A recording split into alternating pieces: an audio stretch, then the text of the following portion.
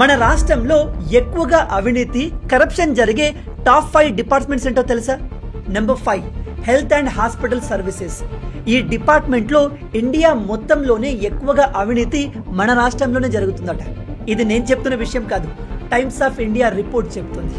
Number 4 road transport authority RTA. Licence తీసుకోవాలన్నా, కొత్త vehicle register చేసుకోవాలన్నా, ఇతర ఏ డాక్యుమెంట్ ని రెన్యువల్ చేసుకోవాలన్నా ఈ డిపార్ట్మెంట్ లో ఎక్స్ట్రా డబ్బులు కట్టాల్సింది. Number 3 municipal administration and urban development. వీలైతే మరీ దారుణం. హైదరాబాద్ లాంటి నగరాల్లో ఏ కన్స్ట్రక్షన్ చేయాలన్నా అప్రూవల్ పర్మిట్స్ కోసం ఏఈ ఏడబ్ల్యూ లాంటి ఆఫీసర్లు కోట్ల రూపాయల లంచం తీసుకుంటూ దొరికారు. ఇక నెంబర్ 2 పోలీస్ డిపార్ట్మెంట్. వీళ్ళ గురించి నేను సెపరేట్ గా చెప్పాల్సిన అవసరం లేదు, మీ అందరికీ తెలిసింది.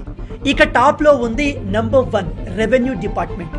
ఈ డిపార్ట్మెంట్ లో జరిగే అంత అవినీతి వేరే ఎక్కడ జరగదు. ఇక్కడ వేలు లక్షలతో పనవదు, కోట్లలో డబ్బు చేతులు మారుతుంది.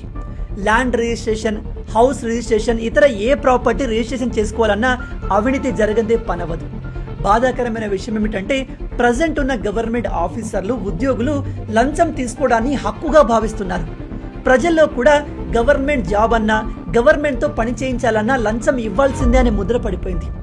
ఈవెన్ జాబ్స్ కోసం ప్రిపేర్ అయ్యే చాలా మంది యువకులు ఈ కాలంలో గవర్నమెంట్ జాబ్ లో జాయిన్ అయ్యి దేశానికి సేవ చేయాలి అనుకోవట్లేదు. గవర్నమెంట్ జాబ్ కొట్టి కోట్లలో లంచం సంపాదించవచ్చు అనే ఆశతోనే ఆ జాబ్స్ ని ప్రిపేర్ అవుతున్నారు. ఇది చాలా పెద్ద సమస్య. ఉగ్రవాదం కంటే ఇది చాలా డేంజరస్. ఎందుకంటే ఉగ్రవాదం వల్ల దేశానికి కొంతవరకే నష్టం ఉంటుంది, కానీ అవినీతి అనేది దేశాన్ని లోపటి నుంచి నాశనం చేస్తుంది. ఇది మారాలి. అందుకే మిమ్మల్ని ఎవరైనా గవర్నమెంట్ డిపార్ట్మెంట్ లో లంచం అడిగితే ఈ నంబర్ కి కాల్ చేసి కంప్లైంట్ చేయండి. ఇది Telangana anti corruption bureau number. లేదా మీరు ఈ వాట్సాప్ నంబర్ కూడా డీటెయిల్స్ పంపొచ్చు. ఇలా చేసి మీరు ఎంత పెద్ద ఆఫీసర్ అయినా ఏసీబీకి పట్టించవచ్చు. గుర్తుపెట్టుకోండి, ఎంత పెద్ద ఆఫీసర్ అయినా సరే లంచం అడిగితే అలాంటి లుచ్చగాలను పట్టించడం మనందరి బాధ్యత.